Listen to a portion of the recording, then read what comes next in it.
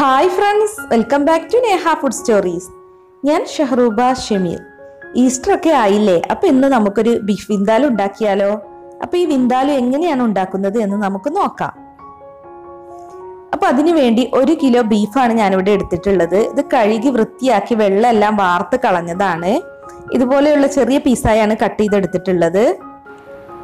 എല്ലോട് കൂടിയ ബീഫ് തന്നെയാണ് ഞാനിവിടെ എടുത്തിട്ടുള്ളത്. ഇനി ഇതിലേക്ക് ഒരു മസാല ഉണ്ടാക്കിയെടുക്കണം.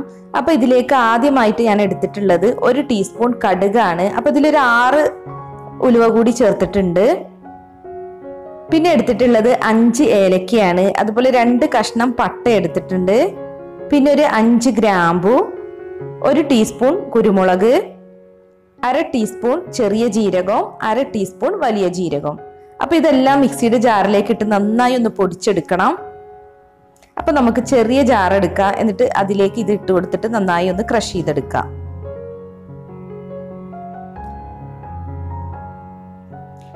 ഇതിപ്പോ ഇവിടെ നന്നായി പൊടിച്ചെടുത്തിട്ടുണ്ട്. ഇനിയിപ്പോ ഇതിലേക്ക് കുറച്ച് ഇൻഗ്രീഡിയൻസും കൂടി ചേർത്ത് കൊടുക്കണം. അപ്പൊ ഞാനിവിടെ വലിയൊരു വെളുത്തുള്ളിയാണ് എടുത്തിട്ടുള്ളത്. വെളുത്തുള്ളിയൊക്കെ കൂടുതൽ ചേർത്ത് നല്ല ടേസ്റ്റ് ആയിരിക്കും. പിന്നെ ഒരു 3 പീസ് ഇഞ്ചി എടുത്തിട്ടുണ്ട്. ഇത് 1/2 കപ്പ് ചെറിയുള്ളിയാണ്. ഇനിയിപ്പോ ചെറിയുള്ളി എടുക്കാൻ ബുദ്ധിമുട്ടുള്ളവർക്ക് കൂടുതൽ സവാള എടുത്താൽ മതി. സവാളയുടെ അളവ് ഞാൻ അത് എടുക്കുമ്പോൾ പറയാം. പിന്നെ ഞാൻ 5 പച്ചമുളക് എടുത്തിട്ടുണ്ട്. ഇത് എരിവ് കുറഞ്ഞ മുളകാണ്. അപ്പൊ ഈ പച്ചമുളകും നമുക്ക് ഈ ജാറിലേക്ക് ഇട്ട് കൊടുക്കാം. ഇനി ഇത് നന്നായി ഒന്ന് അരച്ചെടുക്കാം. അപ്പൊ അത് ഞാനിവിടെ ക്രഷ് ചെയ്തെടുത്തിട്ടുണ്ട്. ഇനിയിപ്പോ നമുക്ക് ഇതിലേക്ക് കുറച്ച് ഇൻഗ്രീഡിയൻസും കൂടി ചേർക്കണം. ഞാനിവിടെ 1 ടീസ്പൂൺ മഞ്ഞൾപ്പൊടിയാണ് എടുത്തിട്ടുള്ളത്. അപ്പൊ ഇത് നമുക്ക് ഇതിലേക്ക് ഇട്ട് കൊടുക്കാം. പിന്നെ ഞാനിവിടെ 5 table spoon Kashmiri red chilli powder ആണ് എടുത്തിട്ടുള്ളത്. ഇനിയിപ്പോ കാശ്മീരി റെഡ് ചില്ലി അല്ലാന്നുണ്ടെങ്കിൽ ഒരു 2.5 ടേബിൾ സ്പൂൺ ഒക്കെ സാധാരണ മുളക് പൊടി ചേർത്താൽ മതി. ഇപ്പൊ നല്ലൊരു കളർ കിട്ടാൻ വേണ്ടിയാണ് ഇപ്പൊ ഞാൻ കാശ്മീരി എടുത്തിട്ടുള്ളത്. ഇനി ആവശ്യത്തിന് ഉപ്പും കൂടി ഇട്ട് കൊടുക്കാം. ഇനി വേണ്ടത് വിനാഗിരിയാണ്. അപ്പൊ ഞാനിവിടെ 4 ടേബിൾ സ്പൂൺ വിനാഗിരിയാണ് എടുത്തിട്ടുള്ളത്. അപ്പൊ ഈ വിനാഗിരി ചേർത്ത് വേണം നമ്മളിത് അരച്ചെടുക്കാൻ.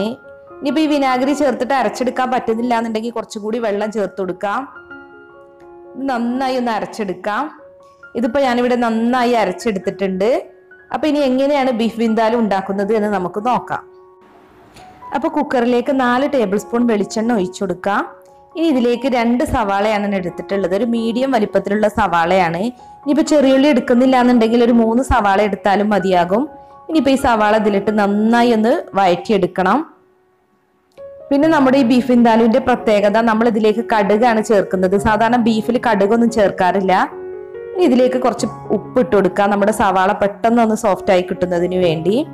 പിന്നെ നമ്മൾ ഇതിൽ വിനാഗിരിയാണ് ചേർക്കുന്നത്, തക്കാളി അല്ല. ഇനി ഇതിലേക്ക് കുറച്ച് കറിവേപ്പിന്റെ ഇല കൂടി ഇട്ട് കൊടുക്കാം. അപ്പൊ നമ്മുടെ ബീഫ് വിന്താലു നല്ല കടുകിന്റെയും വിനാഗിരിയുടെയും ഫ്ലേവർ ആയിരിക്കും മുന്നോട്ട് നിൽക്കുക. പിന്നെ ബീഫ് വിന്താലു ഉണ്ടാക്കി അന്ന് കഴിക്കുന്നതിനേക്കാൾ ടേസ്റ്റ് പിറ്റേ ദിവസം കഴിക്കുന്നതായിരിക്കും. ഇപ്പൊ സവാള അവിടെ വഴന്ന് വന്നിട്ടുണ്ട്. ഇനി നമുക്ക് ഇതിലേക്ക് നമ്മൾ ഉണ്ടാക്കി വെച്ചിട്ടുള്ള മസാല ചേർത്ത് കൊടുക്കാം. അപ്പൊ 2 ദിവസം കഴിഞ്ഞിട്ടാണ് നമ്മൾ ബീഫ് വിന്താലു കഴിക്കുന്നതെങ്കിൽ ആദ്യം ഉണ്ടാക്കി കഴിക്കുന്നതിനേക്കാൾ കൂടുതൽ ടേസ്റ്റ് ആയിരിക്കും. അപ്പൊ ബാച്ചിലേഴ്സിനൊക്കെ നല്ല സുഖമാണ്. ബീഫ് വിന്താലു ഒക്കെ ഉണ്ടാക്കി കഴിഞ്ഞാൽ പിന്നെ 2 ദിവസത്തിന് കറികളൊന്നും ഉണ്ടാക്കേണ്ട ആവശ്യമില്ല. അപ്പൊ ഇതിന്റെ പച്ചമണം മാറുന്നത് വരെ നമ്മളിത് വഴറ്റിയെടുക്കണം. ജാറിലേക്ക് കുറച്ച് വെള്ളം ഒഴിച്ചിട്ട് അതിലെ മസാല കൂടി എടുത്തിട്ടുണ്ട്. ഇനിയിപ്പോ ഇത് നന്നായി ഒന്ന് മിക്സ് ചെയ്ത് കൊടുക്കാം. അപ്പൊ ഈ മസാലയുടെ പച്ചച്ചുവ മാറുന്നത് വരെ നമ്മളിത് വഴറ്റിയെടുക്കണം. എന്നാലേ നമ്മുടെ ബീഫ് വിന്താലു നല്ല ടേസ്റ്റ് ഉണ്ടാവുള്ളൂ. ഇപ്പൊ ഇതൊക്കെ നന്നായി വഴന്ന് വന്നിട്ടുണ്ട്. പച്ചമണമൊക്കെ മാറിയിട്ടുണ്ട്. ഇനിയിപ്പോ നമുക്ക് ഇതിലേക്ക് ബീഫ് ഇട്ട് കൊടുക്കാം. നമ്മൾ ബീഫ് കുക്കറിൽ കുക്ക് ചെയ്യുമ്പോൾ എപ്പോഴും ബീഫിലെ വെള്ളം എല്ലാം വാർത്ത് കളഞ്ഞതിന് ശേഷം വേണം കുക്ക് ചെയ്യാൻ. ഞാനിപ്പോ ഇതൊരു 1/2 മണിക്കൂറോളം വെള്ളം വാർക്കാൻ വേണ്ടി വെച്ചിരുന്നു. അതിനുശേഷമാണ് ഇപ്പൊ ഈ ബീഫ് ഇതിലേക്ക് ഇട്ട് കൊടുക്കുന്നത്. ഇനിയിപ്പോ ഇതെല്ലാം നന്നായി മിക്സ് ചെയ്തെടുക്കണം. ഈ മസാലയും ബീഫ് നന്നായി യോജിച്ച് വരണം. ഓരോ ബീഫിന്റെ കഷ്ണത്തിന്മേൽ ഈ മസാല നന്നായി പുരണ്ടിരിക്കണം. പിന്നെ ആവശ്യമുണ്ടെങ്കിൽ ഈ ടൈമിൽ കുറച്ചും കൂടി ഉപ്പിട്ട് കൊടുക്കാം കേട്ടോ. ഇനിയിപ്പോ കുക്കർ നമുക്ക് അടച്ചു വെച്ച് കുക്ക് ചെയ്യാൻ വെക്കാം. ഒരു വിസിൽ വന്നു കഴിഞ്ഞാൽ നമുക്ക് ഫ്ലെയിം ഒരു മീഡിയം ഫ്ലെയിമിലേക്ക് മാറ്റാം. എന്നിട്ടൊരു 3 വിസിൽ വന്നു കഴിഞ്ഞാൽ ഫ്ലെയിം ഓഫ് ചെയ്യാം.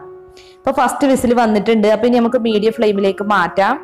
ഇപ്പൊ 3 വിസിലൊക്കെ കഴിഞ്ഞതിന് ശേഷം ഞാൻ ഫ്ലെയിം ഓഫ് ചെയ്തിരുന്നു. ഇപ്പൊ ആവിയൊക്കെ പോയതിനു ശേഷമാണ് തുറന്നത്. അപ്പൊ നമ്മൾ വെള്ളമൊന്നും ചേർക്കാതെയാണ് ബീഫ് കുക്ക് ചെയ്തത്. എന്നിട്ട് ഇതിൽ വെള്ളം ഉണ്ടായിട്ടുണ്ട്. അപ്പൊ നമുക്ക് ഇനി ഈ വെള്ളം വറ്റിച്ചെടുക്കണം. ഇനിയിപ്പോൾ ഈ ബീഫിലുള്ള ഗ്രേവി ഒന്ന് വറ്റിച്ചെടുക്കാം നമുക്ക്. അപ്പോൾ ഹൈ ഫ്ലെയിമിലിട്ട് വറ്റിച്ചെടുത്താൽ മതി. അപ്പോൾ പെട്ടെന്ന് വറ്റിക്കോളും. അപ്പോൾ എത്രയാണോ നമുക്ക് ഗ്രേവി വേണ്ടത് അതിനനുസരിച്ച് വറ്റിച്ചെടുത്താൽ മതി. ഇനിയിപ്പോൾ ഗ്രേവി ആവശ്യമില്ലാത്തവർക്ക് നല്ല ഡ്രൈ ആയിട്ട് ഉണ്ടാക്കിയെടുക്കാം കേട്ടോ. ഇതിപ്പോൾ ഞാൻ ഈ പരുവത്തിലാണ് എടുത്തിട്ടുള്ളത്. കുറച്ചൊക്കെ ഗ്രേവി വേണം, എന്നാലേ എനിക്ക് ഇഷ്ടമുള്ളൂ. അതുകൊണ്ടാണ് ഞാനിപ്പോൾ ഈ ഒരു പരുവത്തിലാക്കി എടുത്തിട്ടുള്ളത്. അപ്പോൾ നമ്മുടെ ബീഫ് ബിന്ദാലു ഇവിടെ റെഡി ആയിട്ടുണ്ട്. ഇതിപ്പോൾ നമുക്ക് ബ്രേക്ക്ഫാസ്റ്റിന്റെ കൂടെയും ചോറിന്റെ കൂടെയൊക്കെ കഴിക്കാൻ പറ്റും. അപ്പത്തിന്റെയും പുട്ടിന്റെയും ഒക്കെ കൂടെ നല്ല ബെസ്റ്റ് കോമ്പിനേഷനാണ് ഈസ്റ്ററിന്. അപ്പോൾ ഈ ബീഫ് ബിന്ദാലുവിന്റെ റെസിപ്പി ഒന്ന് ട്രൈ ചെയ്ത് നോക്കൂ, തീർച്ചയായും നിങ്ങൾക്ക് ഇഷ്ടപ്പെടും. അപ്പോൾ ഈ റെസിപ്പി ഇഷ്ടമായിട്ടുണ്ടെങ്കിൽ ലൈക്ക് ചെയ്യാനും ഷെയർ ചെയ്യാനും ഒന്നും മറക്കല്ലേ. അപ്പോൾ ഇനിയും ഇതുപോലുള്ള ഒരുപാട് വെറൈറ്റി റെസിപ്പീസുമായി നമുക്ക് വീണ്ടും കാണാം. താങ്ക്